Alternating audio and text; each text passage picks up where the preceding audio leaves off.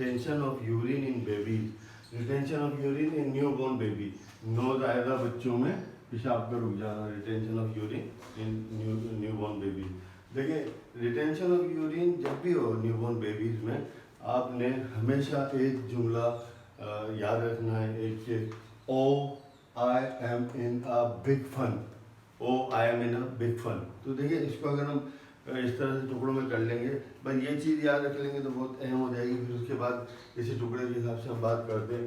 ओ मतलब ओ obstruction, obstruction कुछ भी हो सकती है, देखिए स्टोन हो सकते हैं, कॉमनली स्टोन होते हैं ऑब्स्ट्रक्शन में, या स्ट्रक्चर्स भी होते हैं, ठीक है, स्ट्रक्चर्स भी होते हैं।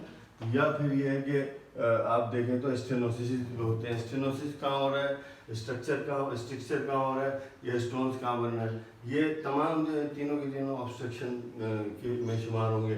फिर इसके बाद ओ के बाद आई है, O I M, I inflammation, inflammation कुछ भी हो सकती है, नेफ्राइटिस भी हो सकती है, और यूरिथ्राइटिस भी हो सकती है, सिस्टाइटिस भी हो सकती है, या यूरिथ्राइटिस भी हो सकती है। देखिए दोस्तों ये किसी भी किस्म की इन्फ्लेमेशन होगी, इन्फ्लेमेशन की सूरत में यूरिन जो है रिटेंशन नहीं आएगी और रुक जाएगा।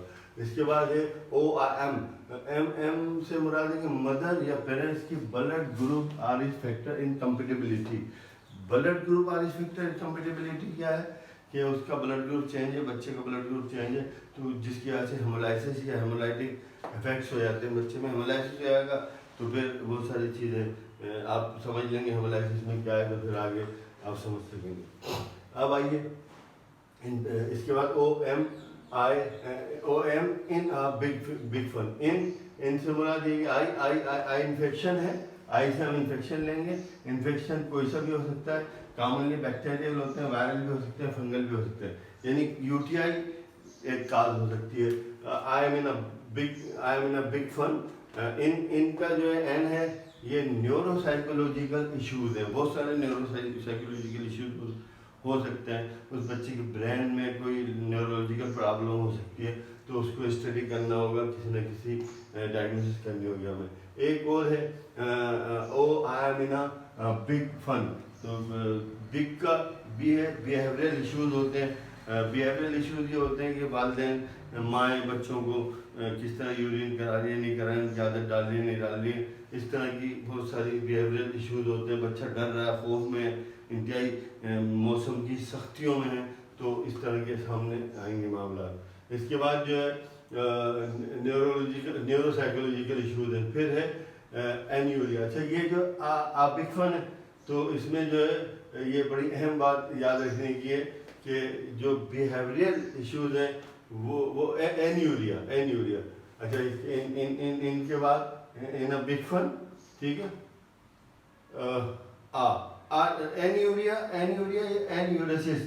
एन्यूरेसिस इम्पोर्टेंट इशू है, ख़तरनाक इशू है, और किडनी से मुताल्लिक इशू है।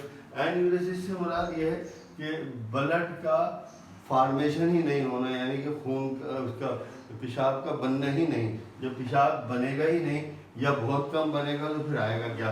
तो एन्यूरिया या एन्यूरेसिस जो है ये जो है ऐसे हमने यहाँ उठाया है। अच्छा बिहेवियरल का मैंने बता दिया, बी का बिहेवियरल इश्यूज है। बिहेवियरल इश्यूज है, वालिदैन जो है उसके किस तरह उसको आदत डालने नहीं डालने, बच्चा किस मौसम में रह रहा है, किस माहौल में रह रहा है, खौफजदगी में है, बहुत ज़्यादा सर्दी है, बहुत ज़्यादा गर्मी, जो भी ये हो सकता है। अच्छा फिर फीमेल बच्चियों में यानी फीमेल बेबीज में यानी बच्चियों में गायनोकोलॉजिकल इश्यूज होते हैं। गायनोकोलॉजिकल इश्यूज में बहुत सारे इश्यूज होते हैं, उसमें कुछ भी हो सकता है। तो एक गायनोकोलॉजिस्ट से या एक लेडी डॉक्टर इसको ज़्यादा बेहतर तरीके से देख सके कि मैं सिर्फ यहाँ आपको ये जो मैंने मासूम सा जुमला बनाया है इसको जो है एक्सप्लेन करके बताने की कोशिश कर रहा हूँ। गायनोकोलॉजिकल इश्यूज फीमेल बेबीज में होते हैं, मेल बेबीज में नहीं हो सकते।